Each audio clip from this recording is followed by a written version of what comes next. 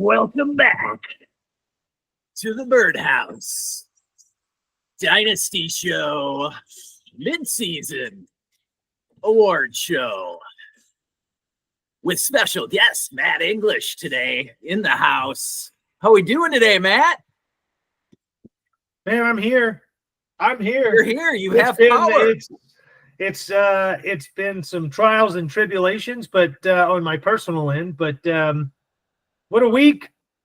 We have a week. We have trade deadline. We got changes happening over the NFL. We got a big Thursday night primer coming up. I mean, dude, we're here. Yeah, it's a big day today. Newsflash, Chuba Hubbard just signed an extension with the Panthers. Yes, he and Jonathan Brooks will be sharing the backfield in Carolina for the next few years, it looks like. Now, the exact details on the contract will come out a little bit later, but for now, all we know is it's a 4-year, $33.2 million extension. Could reach up to $37.2 million with incentives, and there's $15 million guaranteed. So what that would lead me to believe is at least for the 2025 season, we will see Chuba back in Carolina. So that kind of hits home for me. I have Chuba in a number of leagues, and I was hoping for him to go elsewhere with his talents. But yeah, so and I know for you, Matt, this does not bode well with all your Jonathan Brooks shares, but we shall see, right? With all Jay my Brooks will Jonathan take Brooks over the shares, backfield any week now. Look, I'm very big on Jonathan Brooks, still am.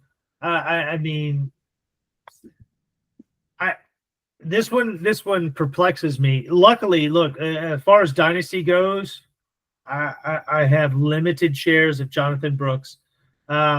In redraft, I've held on to him in 2 leagues. But I mean, let's be honest, this is a very confusing extension. Very confusing. I mean, we don't have all the details of the contract yet, and that's fine. But what we know, and we've got, all right, so it's $32 million over 4 years, $15 million guaranteed. So that's almost 2 years guaranteed.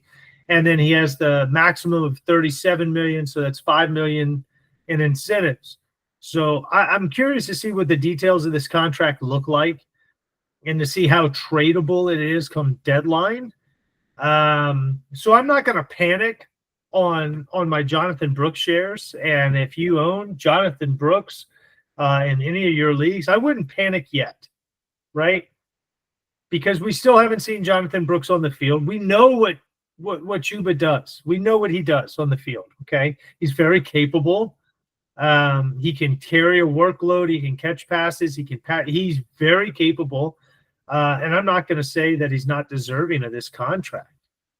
But after you draft Jonathan Brooks with the draft capital that you do, the week he's supposed to come back, this is when the contract extension lands. It's very confusing, very confusing. So for that, on a fantasy perspective, I'm kind of holding tight with my Jonathan Brooks. And if I've got Chuba, I'm holding tight there too. I'm holding tight. I think if anything, from a dynasty, maybe I'm selling Chuba with this in light, right? Huge contract comes, $15 million guaranteed. That's not bad. He's going to play for 4 years somewhere. The mold of the new NFL backfield, and that is, you want a 2-headed monster. I mean, from my Bucks perspective, we have a 3-headed monster, and that's not something you really necessarily want. But you go back to like New Orleans when they were successful and they had Ingram and Kamara, or before Kamara, it was I'm trying to remember. Pierre Thomas, I remember, was the third. Yeah, and McAllister. It was Deuce McAllister. Or Pierre Thomas and Mark Ingram. Yeah. Yes. And then when the Colts were successful, they had Damian Rhodes Dominic Rhodes and Joseph Adai, right? That was the first real strong two-headed monster that I just came. Let's just pause for Joe Adai. Let's just pause for him, because my God, what a talent that never was fully realized from a realistic standpoint and from a fantasy standpoint. My God, Joe Adai was one of those gifted backs. I know he came out of LSU. He's a Houston native. I love Joe Adai. I loved everything about him, and he was never fully realized as a professional. And at a collegiate level, I think he was appreciated, by the alma mater of LSU. But my goodness, I miss Joe Adai. I do. I love that running back style. It's so great. I for one, was definitely a Joe Adai lover. I was on the train, and yes, it never quite got there. You could see like the legendary Edgerrin James season right there for him, but he just never was able to get the touches. Wrong team, wrong time. That's it. Wrong team, now, wrong time. For the Colts as a team, it made sense. It worked out great for them. But Joseph Adai, fantasy-wise, just frustrating. Always frustrating. You hated the guy who drafted Dominic Rhodes 5 rounds later. Put it that way. always hated that guy. All right. So today we have some mid-season awards to hand out. I put out my polls earlier this week. Just something for y'all to kind of enjoy rather than the frustration of Election Tuesday. We had the fun fantasy polls to hit up. And so I posted these out on Twitter earlier this week. And let's see them right here. We'll start off with the mid-season MVP award, Matt. Our 4 finalists for the mid-season MVP award were Jared Goff, Jaden Daniels, Lamar Jackson, and Josh Allen. Now, as you can see, these were 4 legitimate finalists. They all got votes, okay? We had 93 views on this one, just 14 votes, but that's enough for me to make a call here. I think this one ended up in a landslide towards Lamar Jackson, and deservedly so. The way he's performed this first half of the year, I think that he is just that much better than the other 3. The other 3 are, like I said, well-deserved, but I'm on board with the Lamar Jackson vote here. I have no problem with him being awarded the midseason MVP. Matt, what are your thoughts? Would you go Lamar, or do you like somebody else a little better, maybe? Now, look, Val, I have lots of shares of Lamar Jackson. I felt like he was one of the best values in any dynasty startup or redraft, super flex, any chance you could get Lamar on a discount, I thought was a great deal. And I'm talking like 1 pick discount, right? If he's projected to go 6 and you're drafting 7th and he falls into your lap, oh, it's Lamar Jackson. And look at what he's been. You know, it's nice to be able to lean back in a league, and I'm behind maybe 10 points going into Lamar's game. And I just know it doesn't matter. Lamar's going to do Lamar things. I love Lamar Jackson. Love this guy. Did you know that he's 3rd in the league in passing yards? This dude has been amazing all year long to this point. Has he had a down week? Yeah, he's had a down week. But look at everything else he's put up for you. He's put up 20 plus the rest of the way, and I love Lamar Jackson. I think it's a wonderful assessment. It's a shame that it's 4 quarterbacks here. Maybe there's some other players deserving here, but at mid-season, how can you argue Lamar Jackson. I love this one. I got so many shares. I wish I had more. Ah! Well, we could have had one in Tigbits, but you insisted on us taking Anthony Richardson over him. Shut it. Shut it. That is not true. Lamar was off the board. He was Lamar not. was off the board, right? He was not. Oh, man. That's all right. You know, all right. So look, all right. Of all my calls throughout the year, and I got 10 leagues, right? That I manage, and I have Anthony Richardson on one league. I started with 2. Okay, I dropped him for Bo Nix in another league, and it's worked out great. But as far as our league goes, hey, at least we got Flacco. And we got Jalen. We got Hurts. Flacco. We got a chance. We got a chance to beat those Death Well, Valley I'll tell you, monsters. that league in particular has been up and down because everyone listens to what we say, and we do not have position to get everything we'd like to get, and that's fine. But we'll find a way. We will find a way. Yes, we will. We will come out on top. Talking about certain picks and guys to go grab. Because we had to win that league. We have to win that league. No doubt about it. We shall prevail. I have no doubt we will prevail in that one. But, and look, man, all right. Mid-season MVP, it would be hard to get me off of Lamar Jackson on any player that you name, regardless of position.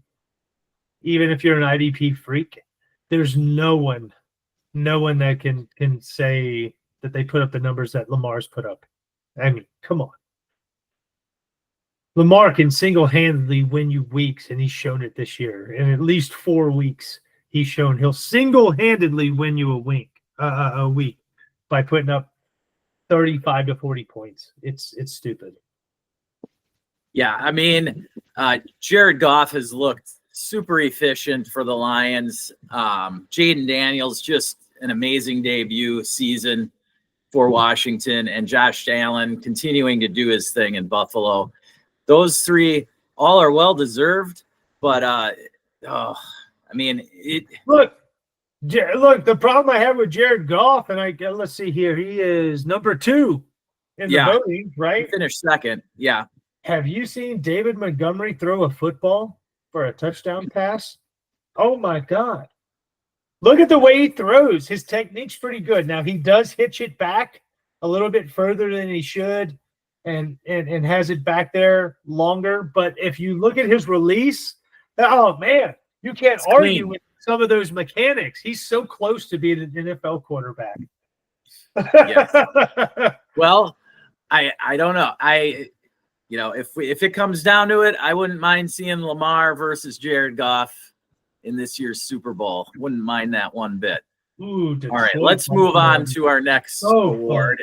This brings up some of our other players. Now, it just happened that it ended up that it's all running backs because there wasn't really a standout wide receiver. And so it ended up all 4 running backs here, but we had for the midseason offensive player of the year, skill players, we had Derrick Henry, Jahmyr Gibbs, Saquon, and Alvin Kamara as our 4 finalists here. And this was a tight one. Let me tell you, these 4 guys have all put it out there for themselves on the line.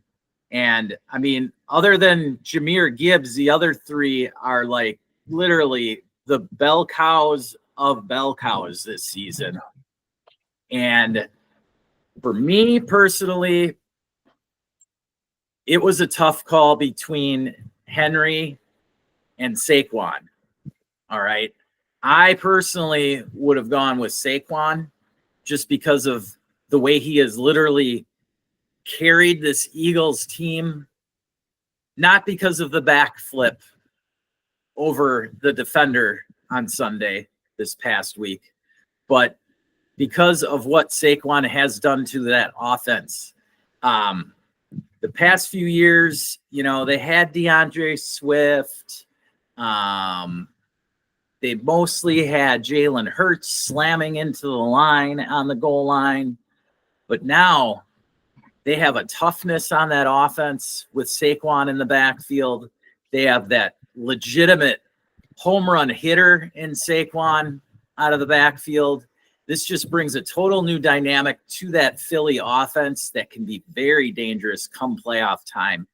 And so my vote would have gone to Saquon.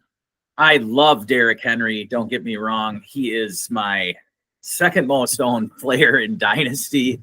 So I truly love what a 30-year-old running back is pulling off for me this year. But my vote, and it's partially, I think Henry is hurt because of Lamar's success this year, but my vote would have gone to Saquon Barkley. So, Matt, I'm going to turn it over to you. What are your thoughts on these four candidates? Is there one other guy maybe you would have thrown in? And then who would you have taken out of these four? Well, first, let me start with your assessment of your vote, right? Going towards Saquon. And I think that's totally fair. Look, Derrick Henry has scored a touchdown in what, every game? I think so. Every I can't game. remember when he hasn't. The other thing is you, me, most fantasy experts kind of foresaw Derrick Henry in Baltimore's offense, even with Greg Roman gone. Derrick Henry in Baltimore, we knew was going to equate to great things. So there's no shock there, right? We know Derrick Henry is going to have those runs of 45, 70-yard, 80-yard house calls. He's going to have them, right? He wears down a line, and then, man, he finds a crease, and he just hits it. And we know that's going to happen. And with his age, maybe we didn't all expect it to happen like it's happened, but he is freaking force in nature and just an absolute beast. But we saw this coming. We saw it coming.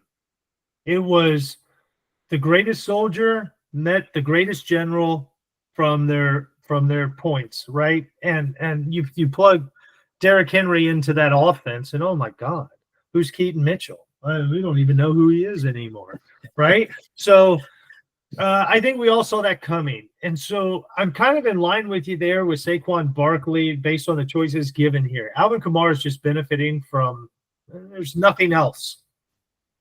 There's nothing else. Saquon Barkley is in an organization that's used to being in the postseason, that is used to winning, that has an MVP caliber quarterback, has an MVP caliber receiver or receivers, especially from a fantasy standpoint. And they just got rid of DeAndre Swift. We know they like to run the ball, but what Saquon has been able to do there and the weeks that he's put up, I mean, it's stupid. As someone who's been burned by Saquon in the past as a New York Giant, I wasn't super high on him going to Philly. I figured he'd get a lot of touches early and got to get himself hurt, yada, yada, yada. Yeah, I was so wrong. I was so wrong on that one. I wish I actually would have had more shares of him or traded for him because he's shown in a capable offense with a good franchise behind him, coaching staff, management, the team roster behind him as well. I mean, it's hard to argue. Look at what he's done. I mean, this guy in an offense that has run to the Super Bowl, has run to the playoffs, you plug him in, and this dude still can put up 45 points a game. It's so hard to argue that. I saw everything coming from Derrick Henry. Everyone did, right? I mean, we could all projected Derrick Henry's going to be at this point midseason. But to say Saquon was going to be here and healthy, man, that's crazy to me. And that's what, look, I can't argue your Saquon point at that point. I can't.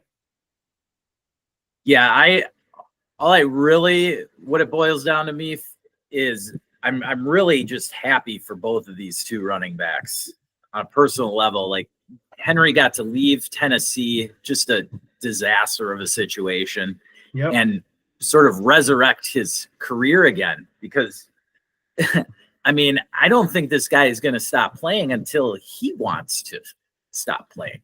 he could play till he's 34, 35. He's only 30. If All he's right. lost a step, I've lost 10. Right. I lost 20 by the time I was 35. Oh, Henry's But, a monster, and Saquon shown in the right franchise, the right schematics, I don't get hurt. And look what I can do. My goodness. yeah, for Saquon, it really when they took on the Giants a couple weeks ago and he lit them up, that was I was very happy for him, just having what he dealt with in New York, being just the only show in town, which is what Kamara's dealing with right now. Saquon went through a lot there, a lot of injuries. So I hope he stays healthy and he's able to have a good run for the rest of the season. I do have a couple shares of him, so I did buy into it. Despite where you had to draft him, I was still aboard the Saquon train, and so I'm happy for him. Yeah, I got one. You asked this earlier in the segment. I got one addition to this poll. Yeah. Right, it's not listed there, and it's probably not going to be one that's viewed as, oh yeah, that's who I'd put for. That's fine. Sam Darnold, as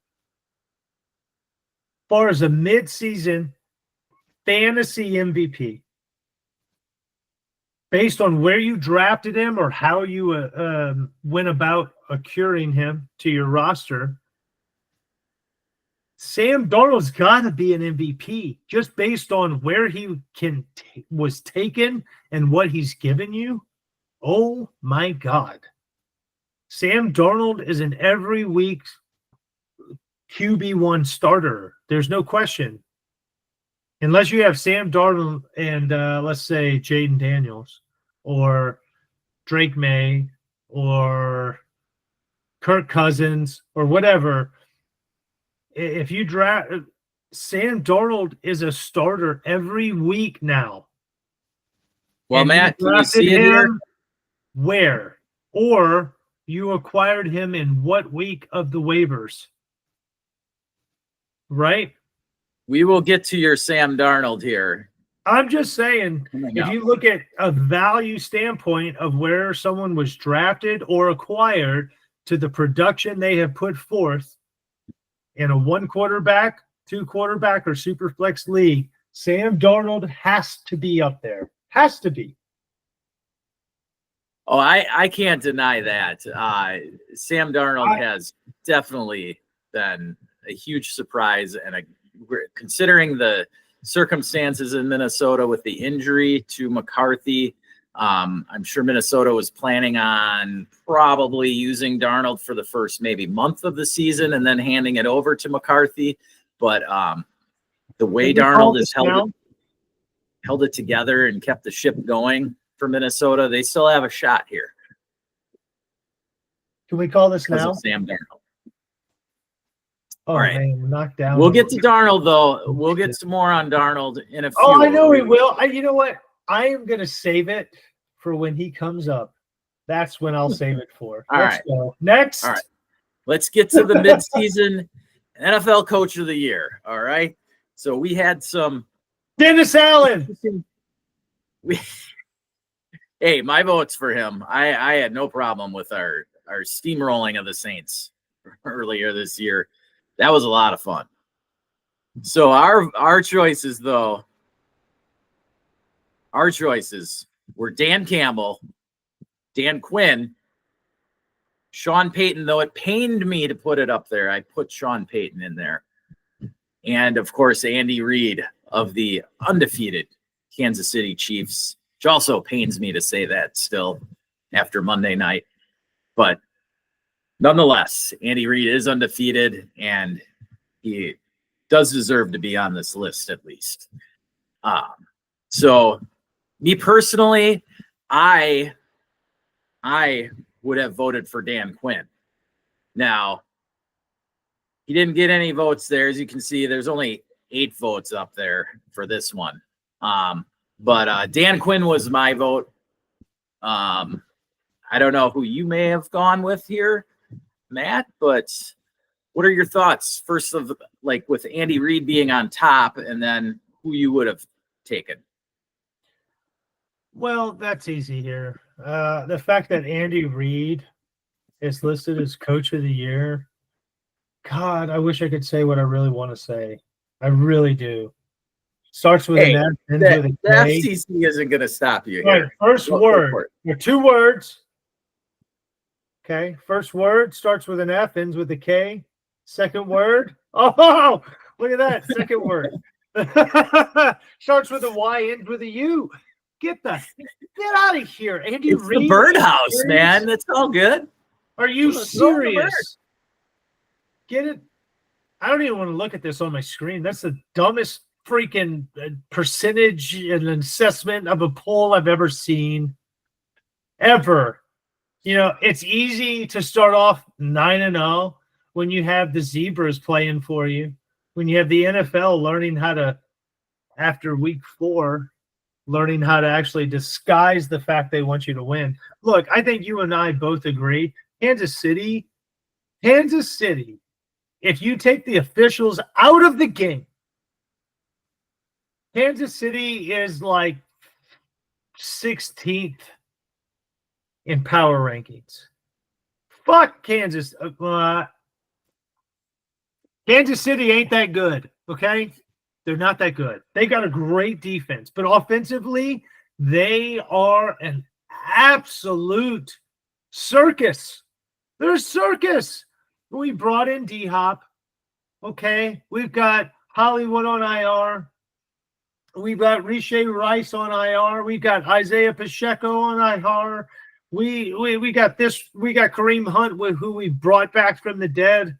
My God, Samaria Perine. Come on, guys. Travis Kelce plus 30. Let's just get to the facts here, okay? Kansas City wins games because the NFL wants them to win games. Their players are fantasy relevant because it helps Vegas. That's it. Their players are terrible. Andy Reid, he's a great coach, man. He really is. I think from an offensive schematics point, the man is a genius. I do. But I think what they have in place there, the NFL tries harder and harder every game to hide the fact that Kansas City ain't that good. They're just not that good. Andy Reid's not coach of the year. Not even close, man. You got Sean Payton, Dan Quinn, and Dan Campbell on there. Dan Campbell's a winner. We know he's a winner. Look at what he did last year and the year before that. Let's take a look at the 2 middle selections there, Dan Quinn and Sean Payton. Dan Quinn has the Washington, what do you call them? Commandos.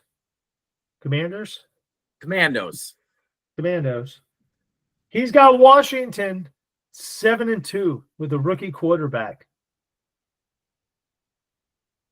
That doesn't deserve or garner any attention. How about Sean Payton? He's got a rookie quarterback with just absolute garbage around him. He's got his top receiver doesn't even want to be there.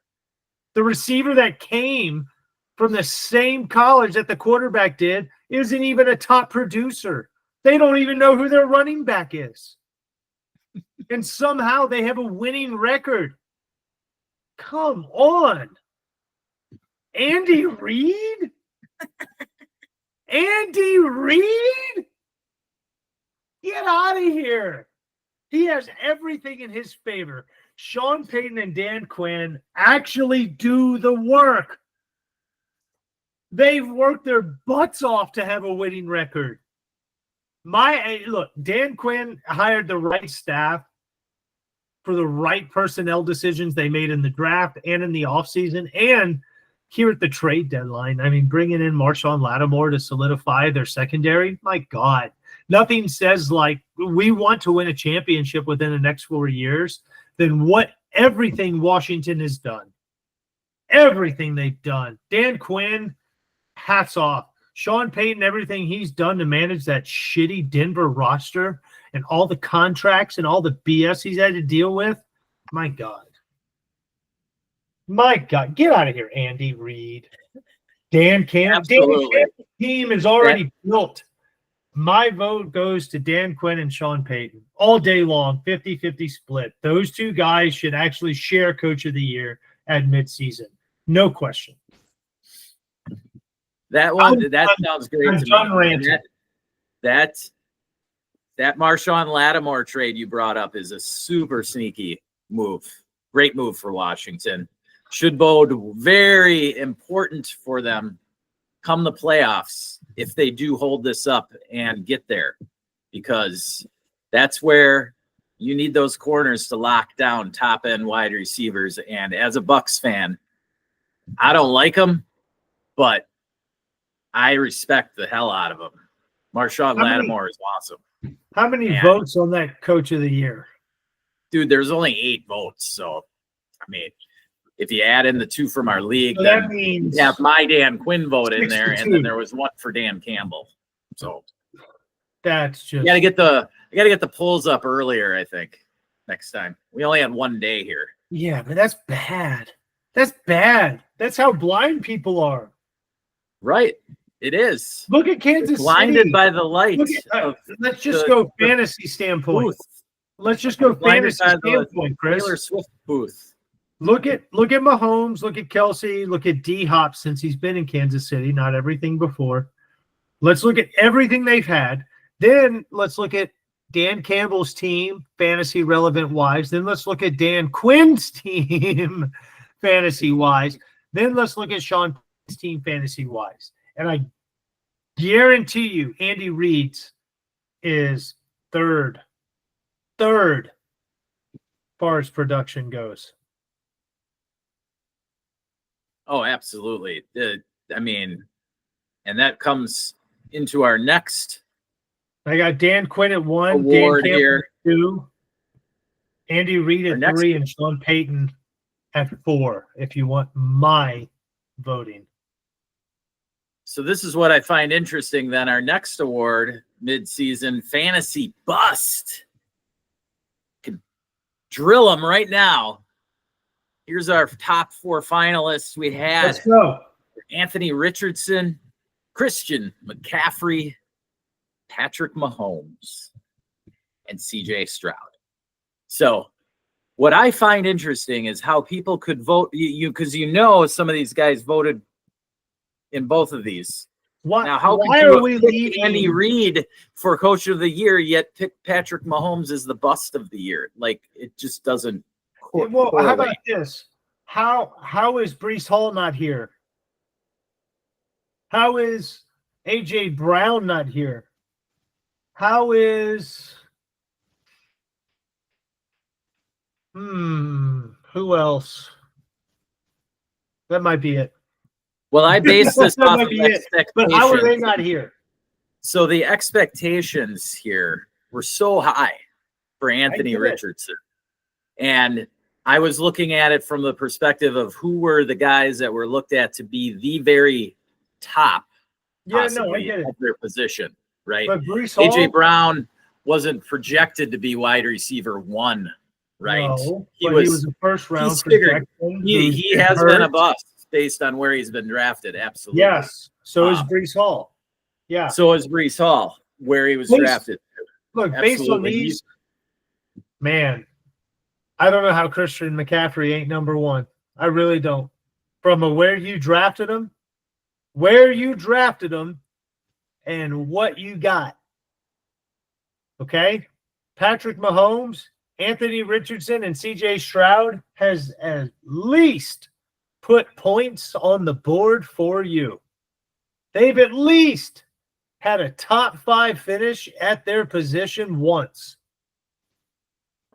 But Christian McCaffrey, you were told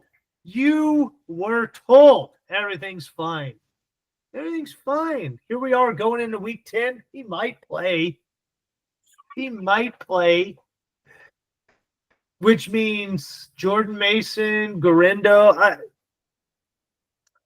you don't know what's going to happen. And let's not discount the fact that San Francisco is only a couple of losses away from being mathematically eliminated. So what is their real motivation to put Christian McCaffrey should be overall number 1 here, regardless of who's on the list, he was drafted number 1, number 2, number 3 overall in like 90% of redraft leagues. And in I'm sure he was drafted drafts, number 1 he's a in top 90%. 2-round pick. That is a massive killer. He's got to be the biggest bust. I know there's a lot of emphasis on AR and Patrick Mahomes, but Christian McCaffrey, everything's fine. It's supposed to be a surefire 20 points a week, no matter what your league format setup is, guy. And he didn't deliver for 10 weeks. It probably won't be 11 or 12. Yeah, my vote was McCaffrey. There's no ifs, ands, or buts about it. You said it. 0 points heading into week 10. 0. A donut. Total. Not a donut for 1 week or 2 weeks or 3 weeks, but 9 weeks. Yeah. Here. Patrick Mahomes is not a good fantasy quarterback. We knew that. You know that coming in. If you draft him as the 2nd overall quarterback in your league, that's your fault. He's not a good fantasy quarterback. How many times does that have to actually be said to your face before you believe it? Right? Anthony Richardson is a freaking dice roll. If you come up 7 or 11, beautiful. But if you come up snake eyes, it's not good. He was a dice roll. CJ Stroud, say what you want. He's consistent, though. He may not give you 40, but he will give you no less than 15. Well, except for the last couple weeks. It's been tough. I get it. But it's been tough. Diggs went down. Nico's been down. If you average him out, he's not giving you less than 15. I will buy into Stroud right now all day. I'll say that. God, so would I. Scared. I'm not buying into Patrick Mahomes. I'm not buying into AR, and I am certainly not buying into CMC unless I am in the top 3 positions of my redraft league or dynasty league, and I'm looking to just add something that might help me push in the playoffs. That's it. Hoping that San Francisco turns it around. It's still a risk to take him on, and it's a heavy price tag as well.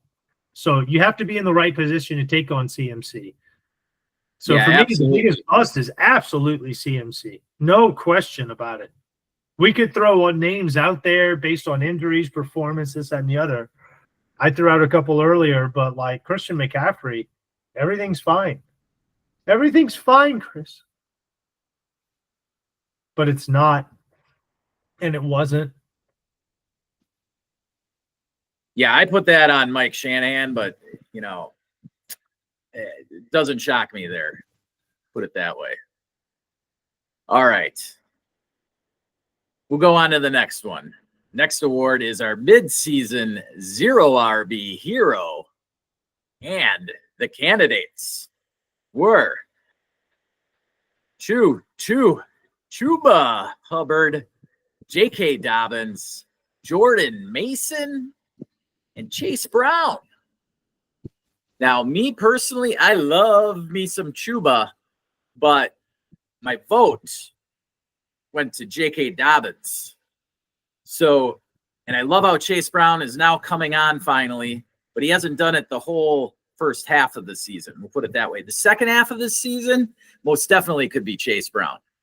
But up until this point, I'm going to go with the consistency that J.K. Dobbins has put out there, along with and Jordan Mason would sort of be in the same boat, but the value of where you were able to pick him. I mean, J.K. Dobbins, if you remember, where we were actually selecting him in our drafts, it was one of our last 2 or 3 picks. All right, Chuba Hubbard, you had to grab in like the 9th, 10th round. Same with Chase Brown. But J.K. Dobbins, now, like I said, you could put Jordan Mason in the same boat. Jordan Mason, I mean, you were able to get off of waivers in some leagues after week 1. But J.K. Dobbins has stepped up and become that man that Jim Harbaugh was looking for to run the engine there in LA, and he's got them in position to make a playoff run this year because of J.K. Dobbins. He's been that whole offense, honestly. I mean, Justin Herbert looks good, but in a Greg Roman offense, you know, he's not going to dominate the stats. Herbert's come on the last couple of weeks, and hopefully it will continue, because if the Chargers really do want to make a run in the playoffs, you know that the quarterback's going to have to do something. But J.K. Dobbins has been that engine for the Chargers so far, and that's where my vote went, Matt. What do you think? Yeah, I mean, when you look at, I argue the same thing on the last topic, where you draft it, right? Where you draft it, what the expectations are. And so when you look at that, it's got to be J.K. Dobbins or it's got to be Chase Brown based on the selections given. I'm much more on the Chase Brown chain than I am the J.K. Dobbins train. It's just, I can't buy J.K. Dobbins fully. I can't do it.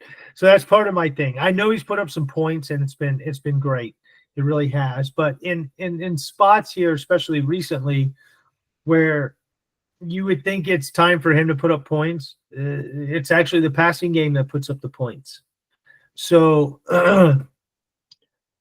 I mean, for me, I think it's Chase Brown. Yeah. I mean, his numbers haven't been as radical until we knew Zach Moss was out. But look at what he did all season, even in limited touches. Limited touches, the numbers he's put up versus the bell cow work. And then you see what he puts up with bell cow work, which I think should continue over the next few weeks till Khalil Herbert is acclimated. But even once he's acclimated, I still think Chase Brown's the guy. And also with J.K. Dobbins, the other part I have with, I don't think he's the Chargers guy long term for this year. Yes. So I think they're going to ride him out and kill him completely. I think after this year, Dobbins is done. We're still all definitely holding our breath every time he goes out there and gets which is highly probable. Highly probable he sustains another injury based at his usage currently. But that said, that has nothing to do with midseason. We're talking about right now, right? Right. So I don't foresee Dobbins as like the long-term play. I think I've made myself clear on that throughout multiple shows, but like I just, he's one bad play away from his career being over. And I think what I've seen out of Chase Brown with limited touches and more of a shared backfield and the production we've seen on the fantasy side, I love Chase Brown, man. And now the backfield is open to him. So we should, based on everything we've seen, see just a massive increase in fantasy production out of the run game in Cincinnati. Yeah, if Chase Brown is the lead back the rest of the way, which is how it looks, he just adds that extra dynamic to that offense that Zach Moss simply didn't have. And that's that burst, that breakaway speed. You know, and respectfully, Zach Moss has never had. Yes, never. But he does bring value to the table in a role. I'll say that, but not from a fantasy role. No. From a fantasy role, you need the guys that are popping points. Now that one did have points. That one had 6 Dobbins will pop points, but I will say this: you and I did it, and I said it weeks ago. I'll still sell it or say it now. If you still have J.K. Dobbins, sell his ass. Oh yeah, time to sell for sure. Sell him. Sell him. I would sell. Perfect trade would be J.K. Dobbins plus a little something to get Chase Brown, honestly. All right. Ooh, yeah. Next up, Next up, we've got the midseason fantasy surprise that has your boy Sam Darnold in it right there. We've got Sam Darnold, Bo Nix, Terry McLaurin, and Brock Bowers. Now, personally, I voted for Sam Darnold as well. We all know your thoughts are probably going to lean that way, but let me talk about the other three then. Bo Nix has far surpassed anybody's expectations so far. From my perspective, I did take him in a couple of leagues, and that was because it was late in the first round, and I wasn't loving any of the wide receivers at that spot. Brian Thomas and Jonathan Brooks were both off the board already. So, and opposed to Michael Penix, I saw that the opportunity was there for Bo Nix to be the everyday starter.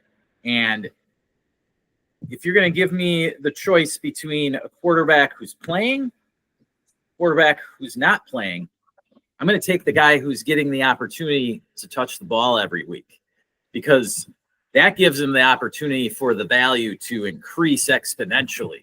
And that's what's happened with Bo Nix right now. Bo Nix is up into the top 12, top 10 of dynasty quarterbacks.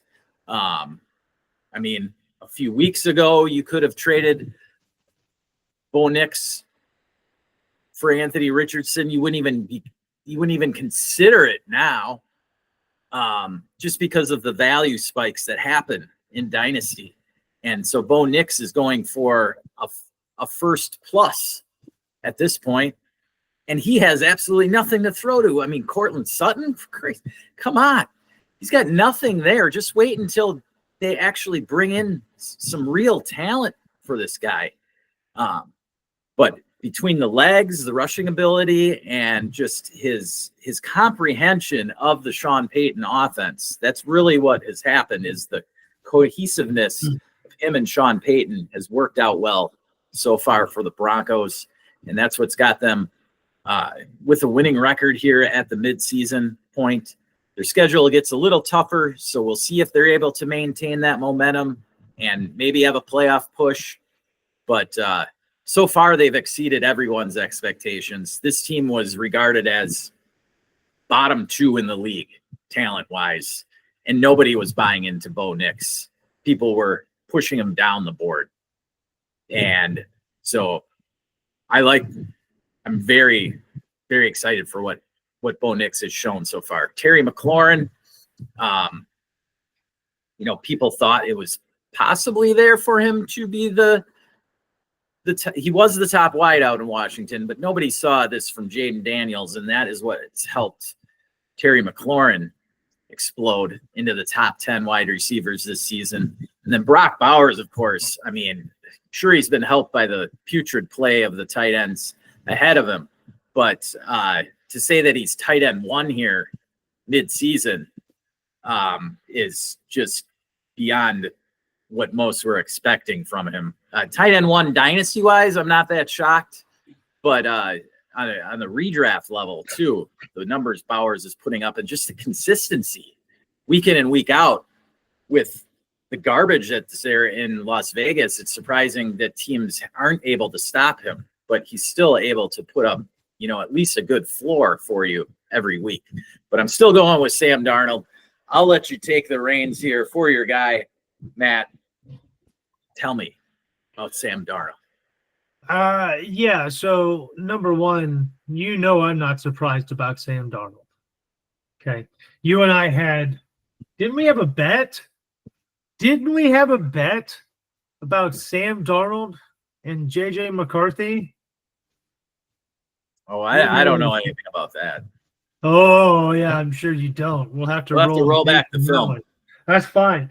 But I'm pretty sure we had a bet about Sam Darnold versus JJ McCarthy. Now, I know JJ, injury-wise, is why he's not playing. That's fine and dandy. I'm not surprised by anything with the Vikings here. I think Sam Darnold was in horrible situations from the time he was drafted until he was traded to San Francisco, where he actually got to learn and watch and see some things. And that's why I think you see the success here. So I'm not shocked with Sam Darnold, not by any means. And I'm also not shocked with Terry McLaurin. I made deals for Terry early in draft season last year and during the draft to get Terry because I believe that much in Jaden Daniels once he was drafted there. So that's not a big deal. In fact, I've had to trade Terry off in leagues where I'm trying to rebuild because of the points he puts up. So that's not a big surprise. The two I didn't mind surprises getting Terry to from me- him in the league. Do what You're now? talking one of the leagues you're talking about. Can't remember what the deal was. We'll get into it in the trade show, I'm sure. Yeah, I did trade him to you. But Yes. the biggest shocks to me are Brock Bowers and Bo Nix. Brock Bowers is probably where my vote went, just because rookie tight ends usually don't have that big an impact, especially tight ends that are primed to line up as tight ends, not wide receivers. Especially in a franchise where they just had a breakout from a young tight end. So I'm very shocked to see his production there. But when you look at Devontae Adams sitting and not wanting to play, it shows his production in the first few weeks. And then he's traded off. You got Jacoby Myers. You got some other guy. But, like, he's the only guy there. He's the only guy there that has any sort of luster of a target to throw to outside of Jacoby Myers. Okay? It's true. Trey Tucker's done some wonderful things. So is a couple other younger receivers, but it's based on what we now see in Oakland, it's not that huge a surprise. My biggest surprise comes from Bo Nix because of where he bounced around in college, the schematics in which he threw in college. Very quarterback friendly. Very, very easy to adjust to from any skill set. Okay. But he comes in with Sean Payton, who's runs very complicated offensive schematics. We know this. It's very complicated what he does. But Bo Nix, being an older quarterback as drafted, has, he's got the capacity to digest it and make something of it. And I think we're seeing more out of Bo Nix than I think any of us ever would have foreseen in a first year for him. I didn't even see him actually starting in the NFL. I mean, going to Denver helps, right? Going to certain teams helps, but I just didn't see him as a year one starter. And here he is as a year one starter that I want to own shares of. So, and for that, like, I got to think Bo Nix has got to be the biggest surprise of the midseason. He has to be. Look at the fantasy numbers he's put up in weeks, and that's going without any major playmakers on offense. That's going without a defined RB1. Yeah, okay, Javonte Williams, that's great. But Jillian McLaughlin works in, so does Estime. I mean, there's other guys working in. I mean, they run into round. There's all kinds of things happening there, but there's no true offensive weapon that you can bank on as a quarterback. And I think with that, I mean, look at the Broncos having a winning record with a rookie quarterback with that many question marks. That's insane. That has to be the biggest surprise. Has to be. Sam Darnold? Really? Look at all he's got. Justin Jefferson. He's got Hawkinson now coming back into the mix. They went and got Aaron Jones. Yeah. Right? They got Jordan Atkinson. They've got playmakers around. All you have to do is get the ball out of the pocket to some degree, right? How is that a surprise? Kirk Cousins Mr. I shy away from spotlight was successful there. Sam Darnold, you don't think can be? Come on, man. Come on. Sam Darnold. Yeah, I think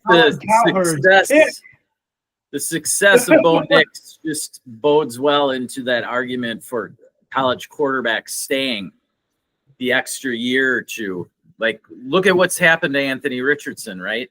The guy had 15 starts after high school before he had to take over a franchise, an NFL franchise in Indianapolis. Bo Nix bounced from Auburn to Oregon and had to deal with adversity, and then came into the league, like you said, to go into an offensive scheme like Sean Payton puts together is no simple task. Like, Sean Payton handpicked Bo Nix as his guy. He even said it before he picked him in the draft that was his guy. He watched Bo Nix go out and do his pre-draft warm-ups or whatever, tosses. He saw him for 5 or 10 minutes, and he said, I've seen enough. That's my guy. And so when you've got that kind of leadership, cohesiveness, that's how success happens. And the same is held true for Jaden Daniels. He stayed an extra year. I mean, if he had come out before his last year at LSU, he would have problems. But all the years at Arizona State and then over to LSU and that experience, it's just beginning to show that college quarterbacks who stay seem to be more pro ready right away. So like Cam Ward this year is a good example in Miami. He went from, I can't even remember now, he was at some MAC school, I believe, and then he was out at Washington State last year, and now he's down in Miami, the possible Heisman Trophy season. So I like what I've seen from him, and that could bode well for him in the NFL coming up in the next few years for Cam Ward. All right, let's get to what do we got? Our last one here. And that would be our midseason deep sleeper bust. So these are the guys who you go into the pre-draft process for fantasy, and it happens to all of us. We find our favorite late round picks, right? And so these are 4 guys who many were handpicking as their guys they wanted in rounds, say, 9, 10 or later, and just haven't cut it. Just have been, I mean, in 1 or 2 cases here have been just completely terrible. And so the candidates for our midseason deep sleeper busts are Deshaun Watson, Will Levis, Bryce Young, and Zamir White. Had to throw something other than a quarterback out there. Yeah, that's how Zamir White, and as you can see here, Zamir White's run away with it. Now, this may be because of redraft people voting more so than Dynasty Superflex people. Because my vote would have been Will Levis. I was super high on him, and I've been burned on by him for sure. Zamir White, I had no shares of. Bryce Young, I had no shares of. Deshaun Watson, I had plenty of shares of, but I could foresee this coming. Will Levis was super polarizing. I knew that. And he simply has been splattered by mail. So what do you think, Matt? What are your thoughts on these 4 candidates and who you would have taken as your deep sleeper bust? Yeah, well, here's the thing. So, yeah, Deshaun Watson's high up there because we've seen his arm talent. We've seen what he could do in Houston, just never materialized in Cleveland. So that's a big bust candidate, in my opinion. Will Levis is still young. This is his 2nd year. He's got the arm talent, and he's been hurt. I don't think schematically he and Brian Callahan are working out. But I think Will Levis still has promise. Bryce Young still has promise, shown by the fact that they're not trading him at the deadline. Plus, he doesn't look bad when he's kept with a clean pocket. He's got to get better. We all know this. Zamir White was where my vote went. And it went there because Zamir White was drafted as a starting running back. I don't care if you got him in the 12th round or not. He was drafted as a guy that you thought was going to start for Oakland. And he's been garbage. Absolute garbage. He helped win me a title last year. No doubts about it. But he's garbage. I got offered a trade for Zamir White early in the year. Don't want him. Don't want him. I don't want anything to do with Oakland until I see Oakland perform consistently, which they haven't been able to do since like 2002. So I don't want anything to do with Oakland. I will pick up players on waivers for, bye-week fillers. But, Zamir White to me is a huge bust. People thought he was the guy coming in. Alexander Madison has overtaken him from a fantasy standpoint and production. And so that should tell you everything you need to know. Yeah, he's the biggest bust. I don't have any arguments about that poll. Not a one. Yeah, I can totally understand the Zamir White resentment, especially if you had drafted Zamir White as one of your top 2 running backs, put it that way. You were doing a hero RB build or 0 RB build. Maybe you had Zamir White as your first running back. That would be just completely awful for you right now. So, like I said, I didn't have any Zamir White, so he hasn't really burned me. So that's why I didn't vote for him. But Zamir White's been absolutely putrid. Just completely non-existent in an offense that simply all it's got going for it is Brock Bowers and Jacoby Myers. That's it. And those two will continue to produce, because one thing's for sure, they're going to be losing. And so that means they're going to be throwing. And no matter who is back there at quarterback, whether it's Minshew or Desmond Ridder now, they're going to be throwing, and it's going to be ugly, and it's going to be really hard to watch. So I feel for you, Raiders fans. I'm sorry. But Zamir White, yes, deep sleeper bust of the year. All right. So that would do it for the awards polls, at least that I had out there. Matt, do you have any other thoughts on any kind of midseason award you want to throw out to someone? I don't know. Anything random come to mind? I will throw out the Patient Manager Award. Patient Manager Award. If you have held on to JSN throughout this season, you got paid last week. You absolutely got paid last week with anywhere from 28 to 40 some odd points, depending on your league setup, right? Oh, unfortunately, he's on bye this week, and DK is going to be back the following. So, but coming back after that bye, do you think that JSN does continue to continue this rise? Put it that way. I'm not saying he's got to outscore DK the rest of the season, because we all know Seattle's throwing it 40 plus times every game now. But is JSN a top 30, top 25 receiver the rest of the way? That would be the better question. Yes.